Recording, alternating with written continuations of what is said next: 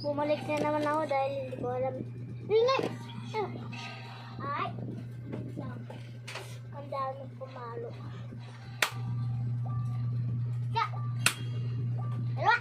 Sa! Papakita ko sa inyo kung paano siya kalukit. Ay, kakulit. Katutok pala yung salangero. Ito siya, yeah. Pinalabas na kita tapos maghintay ka. Kala ko kumain. Nag-aaway ka na. Makikita ka sa video na nga-away ka na. Mama, asin inaaway ko.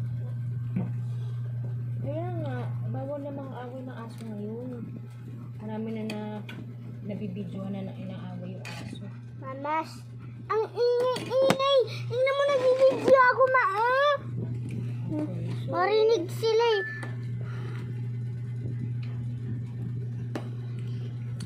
Binigyan na kita, diba?